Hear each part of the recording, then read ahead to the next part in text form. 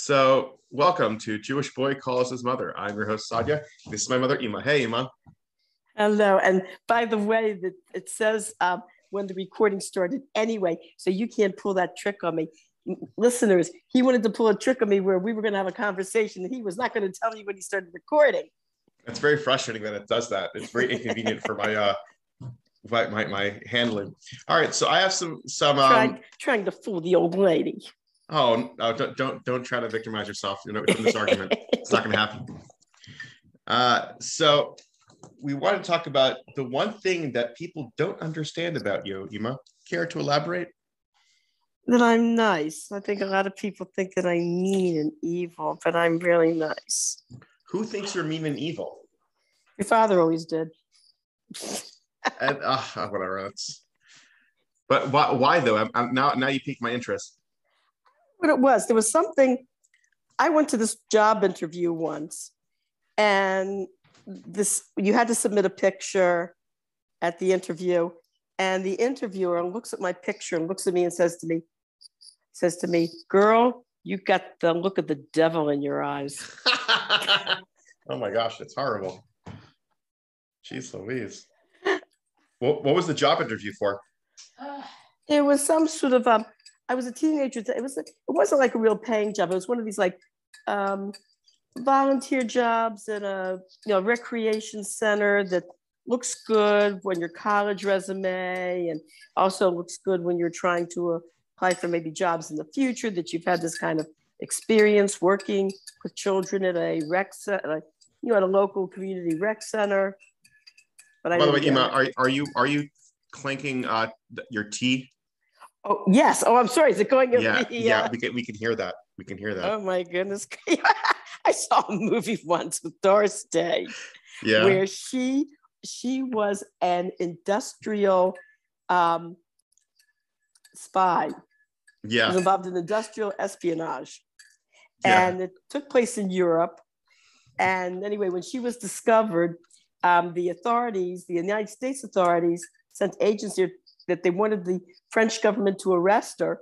And the French representative said, "I'm sorry, but industrial commercial espionage is not a punishable crime in Europe."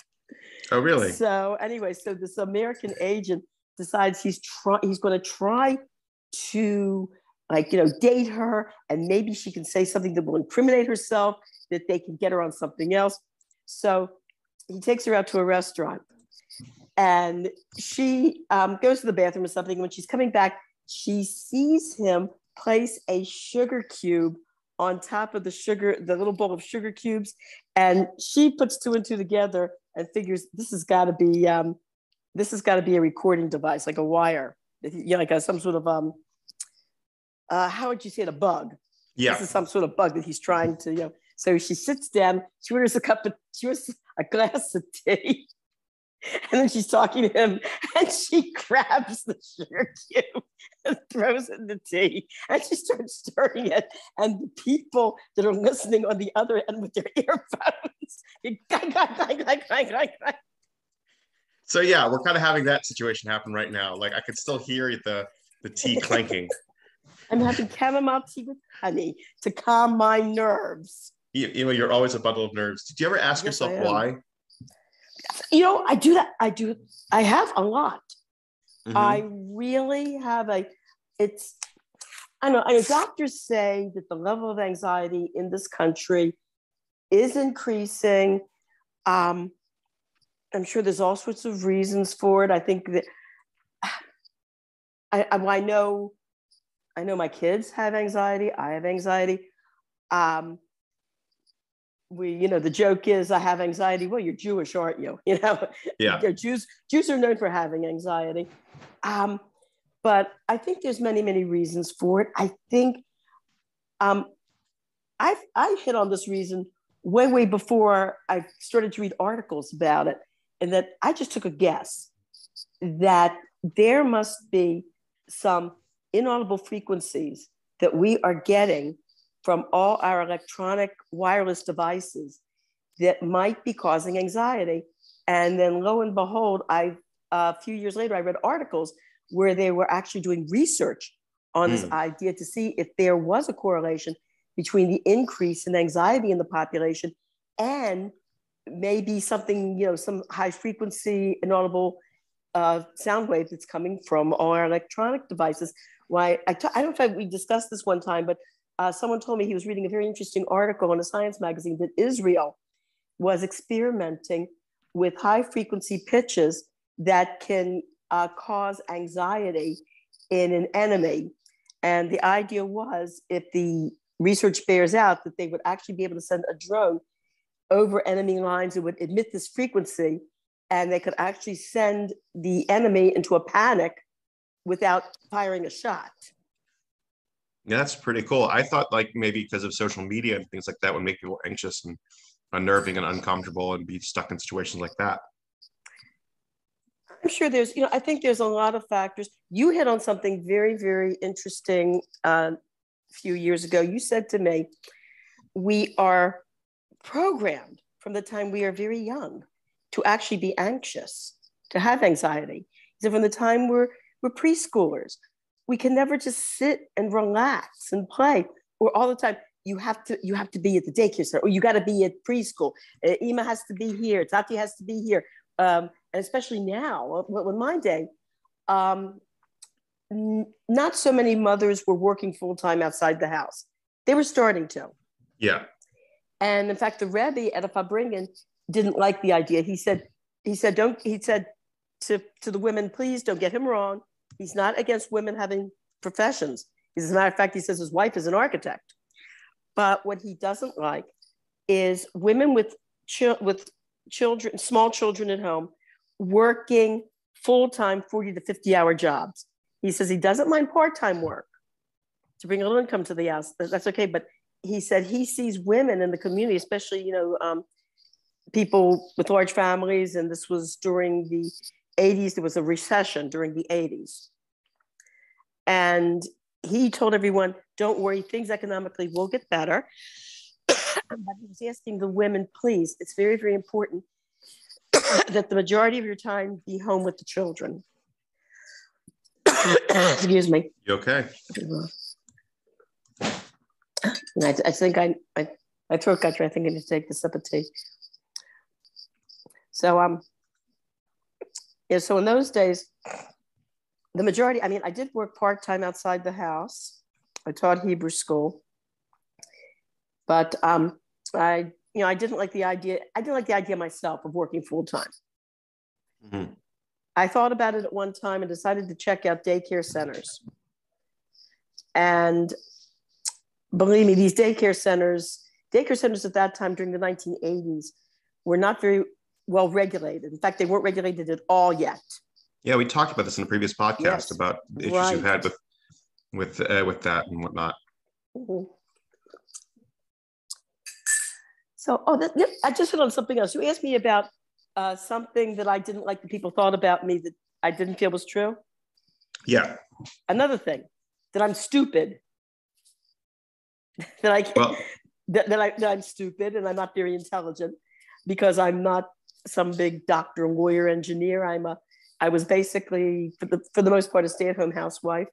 And then from there, I did teach music. I always taught music on the side, either voice, piano, or violin. Yeah. But other than that, I did not have what you, I guess, would refer to as a high-paying, very, very much esteemed, or a profession that was like way up there in the social echelons. And being a stay-at-home housewife mostly, and then working as a preschool assistant, and then working in a daycare.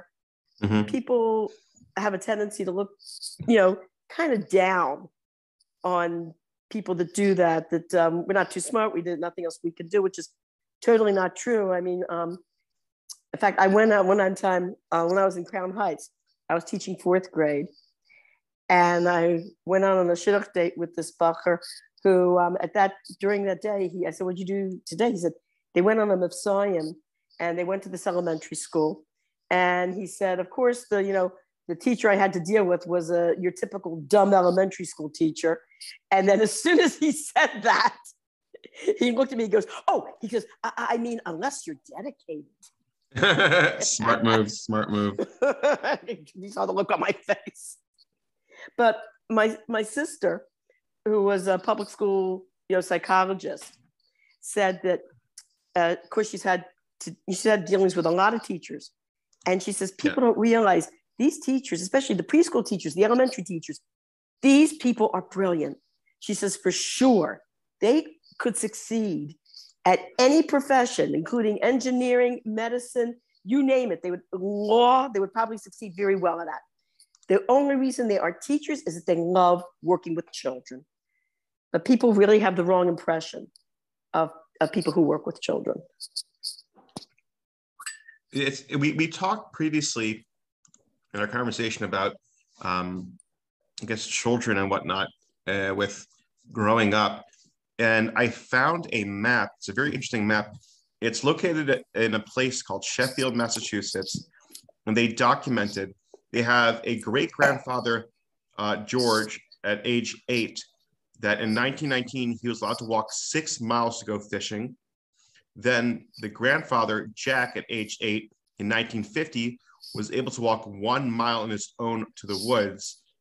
Then the mother, Vicky, age 8, in 1979, was allowed to walk to the swimming pool alone half a mile away. Now the son, Ed, now 8, is only allowed to walk on his own to the end of his street, which is 300 yards. Yep. It's very it's because of crime. I'm telling you, that's because of crime. I don't think it's because of crime. I think it is. I think it's because years ago, I was talking to a friend of mine whose father grew up in Poland. And when he was growing up in Poland, he says, children in Poland, little kids, you're talking about 3, 4-year-old kids, 5, 6, or 7, would get together. They would run to the woods. They would spend the day playing in the woods by themselves and then go home in the evening for dinner. Would any American parent today permit their little 3, 4-year-old kids, whatever, to go wandering off in the woods and play totally unsupervised? I'm sorry. I know it has to do with crime. You know why I know? Because I saw the transition. When I was growing up during the 1950s, I used to get together with friends and we would do the same. We would go to the woods and we would spend the whole day hiking through the woods. We even brought knives and we would carve signs on trees so we could find our way back. Or we would even play with knives in the woods. We would do what's called mumbly peg, where you sit down and you put the knife on your elbow and you bounce it up in the air and so it falls straight into the ground. Or you put the knife on top of your head and you nod your head forward very quickly and see how quickly the knife can go straight into the ground without bouncing off the ground, but actually straight into it. Then in 1960, there was a horrible, horrible news story of Nebuch, this little 9-year-old girl that was murdered. It wasn't around our neighborhood. It was in one of the other neighborhoods in another area of Baltimore. But that changed everything. Me and my friends, remember the next day we went to the woods and we stopped and we were standing on the edge of the woods and we started talking about this news story about this little girl who had been murdered. And we're looking at each other and we say, are you going to go into the woods? I don't know. You going to go into the woods? You going to go in the woods? You and looking. And so we started daring each other. Okay, come on. When did you go into the woods? Let's see you walk into the woods. Go see. So I said, okay, I'll go into the woods. I was the one that said I was the nervy one. I want to go into the woods. So I started very slowly walking up this path that led into the woods. All of a sudden, it must have been a tree branch or something. I hear something go crack. I go, ah! And then I just scream and I ran right out. Interesting. But we never went back to that kind of free play anymore. It's funny. I'm actually looking up right now the crime rates with the per city per data from like 2001, 2003, and it seems like crime has actually gone down, and the violent crime has gone down, property crime has gone down, and it's just from what I can gather, and this is something from my experience growing up, is that like the media kind of has a lot to contribute to the reactions of people not wanting to have their children, go out. Just another side story, when pot became more legalized and people started to play with different candy ideas and gummy ideas. There was this whole thing in the media that these news outlets were trying to say that people are going to purposely give drugs that are shaped like candy to little children and for Halloween, to be very careful about it. And other people responded saying that no, that's not true. No one's going to waste their drugs and giving it away to little kids and use it on themselves. And it's just another way for the media to drum up interest, to drum up something to get you go and get you nervous. And I think it's just personally silly. I think people are more and more scared because we're getting more and more intense information by the day. When you were back in the 90s or 60s, you wouldn't hear information that would happen across town. Now you know what happened all the way across the universe, literally 2 seconds ago. So everything's in real time now. Yeah, because exactly of satellite communication. I personally think it's safer now than it was before, because now you have so many people on alert. People are never really alone. People are constantly being watched. There are cameras everywhere. I really feel like it's a safer time now than it was in the 1960s. Just people don't feel that way because they are programmed to be nervous. One of the things I don't understand about these security cameras that are on the street, malls, wherever they are. It seems to me the purpose of these cameras should be to stop crime, and that it should be set up so that there are people that are actually monitoring these cameras. So when they see a crime like being committed in action, they can very quickly alert the closest police to that area and send them as quickly as they can. And instead, it's like after the fact. And then you see the picture of the perpetrator, especially like New York Post. This perpetrator was caught, at the subway station doing XYZ. If you see him and you look at the picture and you go, I can't even make out the guy's face. What do you mean? It's usually a very fuzzy, poor quality photo. So what's the sense of having them if you're not going to have an efficient system where people are actually going to be monitoring them in real time and sending the police out to grab these guys while they're either in the process of committing the crime or right before they're about to commit the crime? Well, you probably before someone commits a crime, you can't do that. It's just illegal because when you see it actually being committed.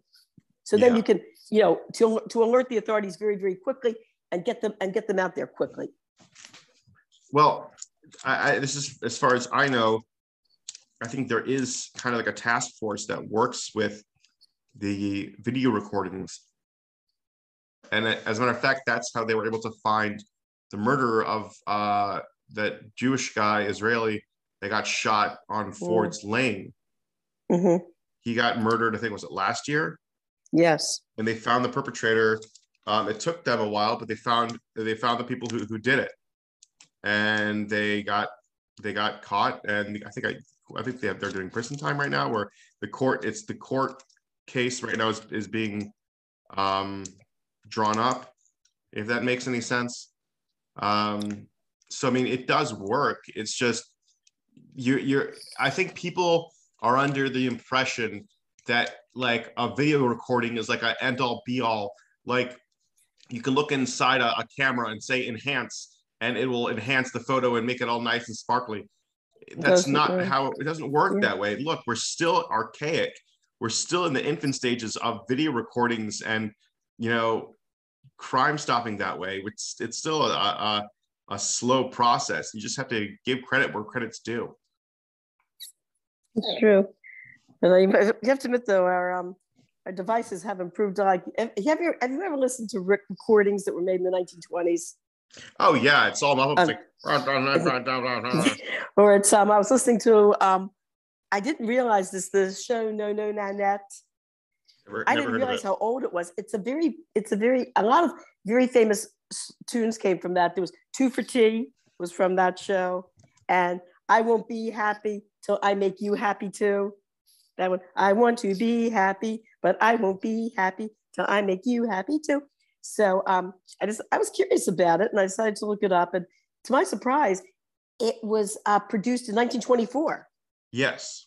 And I was listening to a recording of the couple in the show singing, I want to be happy.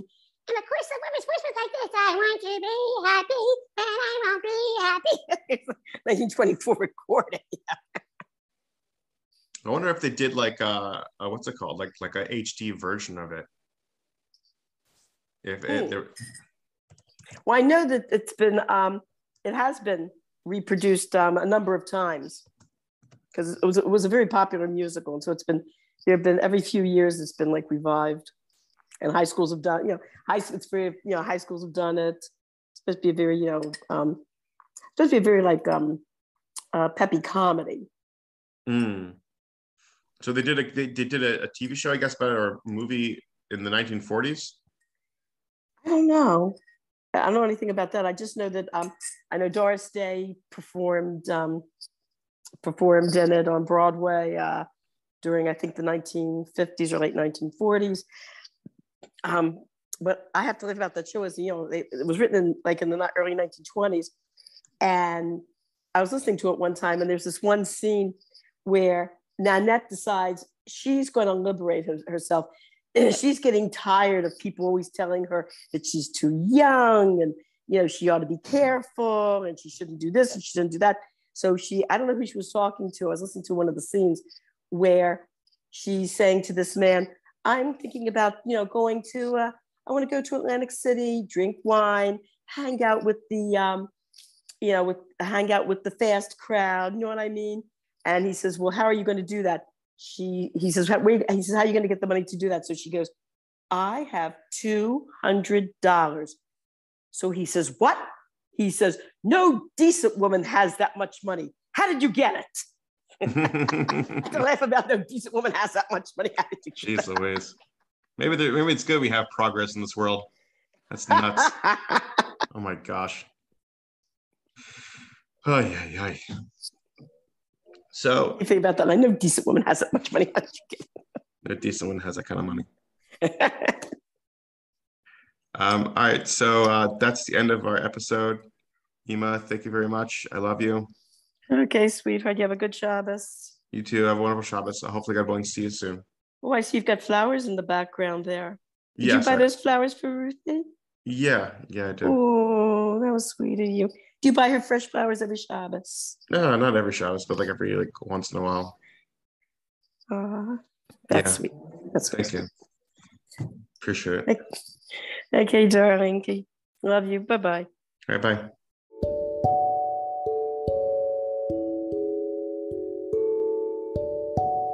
Thank you for listening to this week's episode. You can find us on YouTube and Facebook at Jewish Boy Calls His Mother. I know you would like it, and my mother would too.